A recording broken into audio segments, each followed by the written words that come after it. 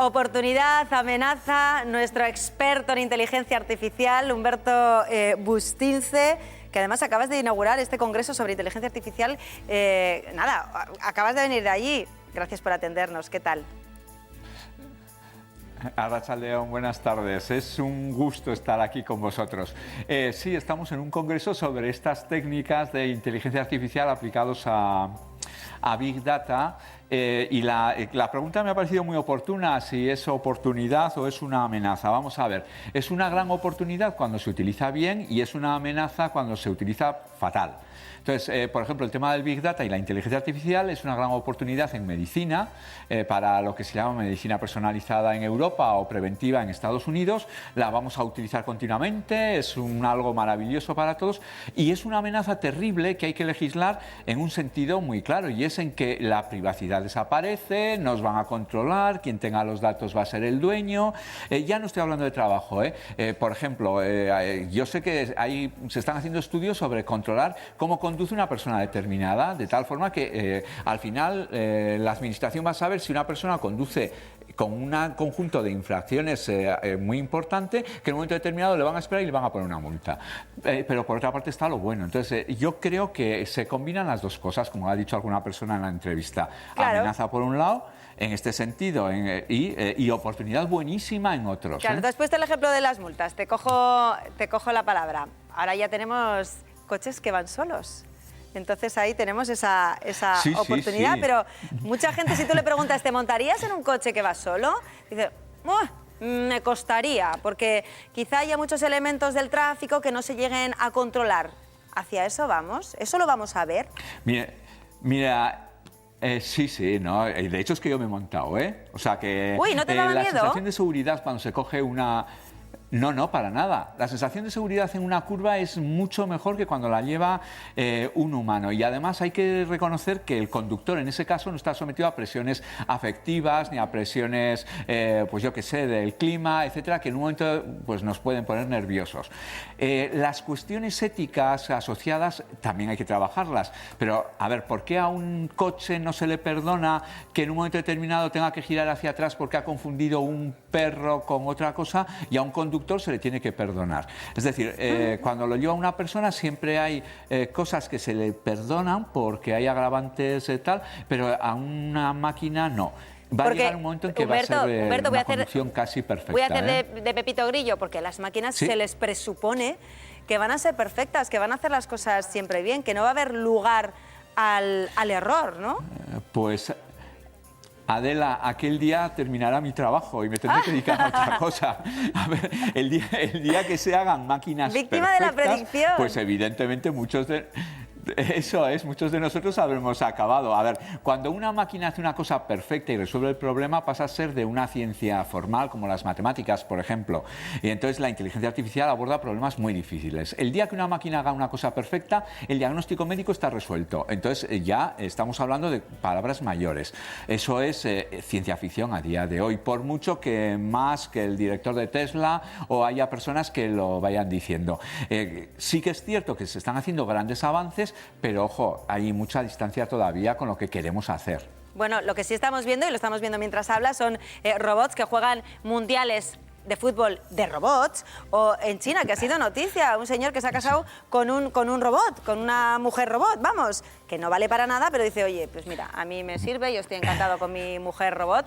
Bueno, no sé si esto roza un poco el friquismo o realmente vamos a encontrar también un estímulo emocional en los robots. Vamos a ver, yo creo que en un momento determinado sí que vamos a utilizar, de la misma forma que utilizamos el ordenador, para, no sé, para quitar o, no sé, dejar un poco ciertos problemas fuera, entretenernos y que nos sirva un poco de apoyo y de ayuda. Se puede jugar perfectamente una partida al ajedrez con una máquina y no es necesario que esa máquina tenga forma de humanoide. Sí que nos van a, digamos, a aligerar ciertos momentos duros y nos van a ayudar en ciertas labores de la casa. Pero bueno, bueno, de ahí a un campeonato de fútbol, pues hombre, pues el problema, un gran problema de un robot es saber perfectamente dónde está la portería. Entonces eso hay que resolverlo, ¿eh? O sea, que no es tan fácil, ¿eh? O sea, no, sí que se hacen ese tipo de juegos y siempre con la estructura de humanoide, pero bueno. Como puedes ver, hoy estoy un poco crítico, ¿eh?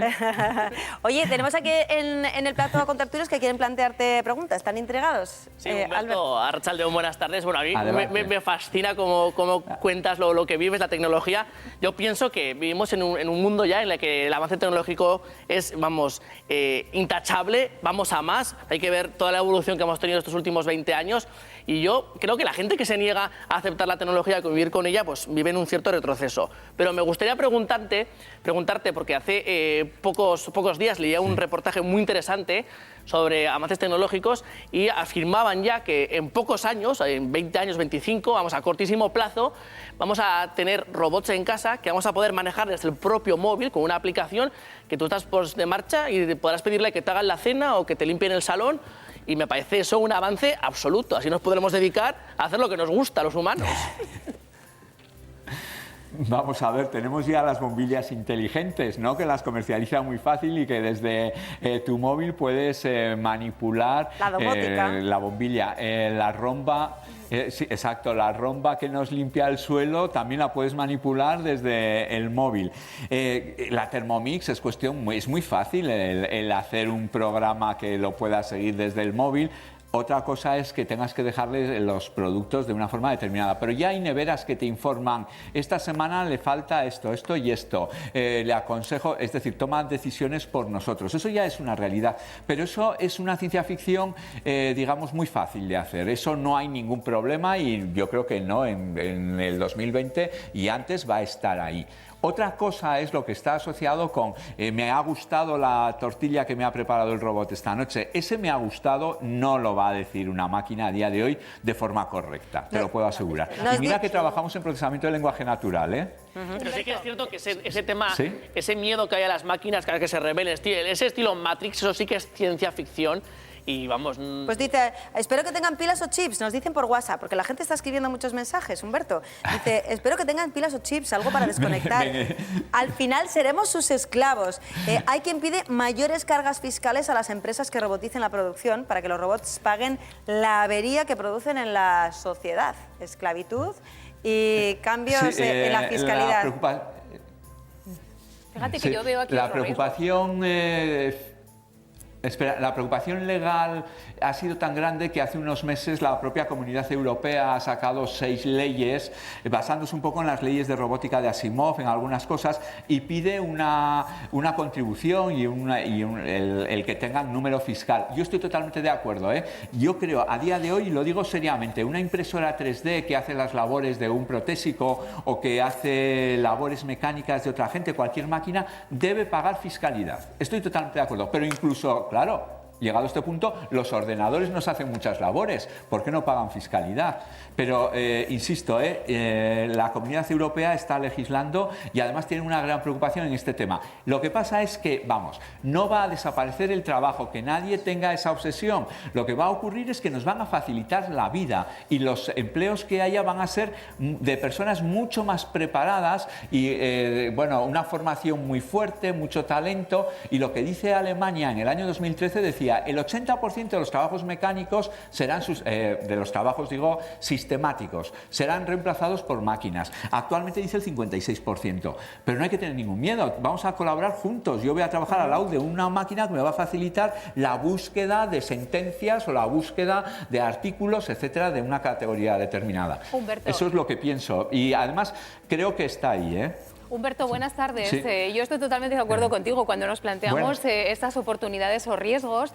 Yo soy partidaria de pensar que, por supuesto, nos ofrecen muchas oportunidades. No veo gran riesgo en esto de que nos quiten los puestos de trabajo y si nos los quitan, otros surgirán porque alguien tendrá que reparar esas máquinas y, por supuesto, la inteligencia humana no tiene parangón. Pero yo veo otros riesgos o otros problemas que van un poquito más allá. Y pienso, por ejemplo, en Hollywood, en las películas. Yo creo que el hombre y los guiones del cine lo han reflejado muy bien. Lleva años fantaseando, décadas fantaseando con la inteligencia artificial. Mi pregunta es, ¿estamos preparados como sociedad éticamente para asumir todos los riesgos que conlleva de dependencia emocional y de límites estrechos entre lo que debemos y no debemos y lo que deben o no deben hacer? Y esa va a ser tu última pregunta, las Humberto. máquinas.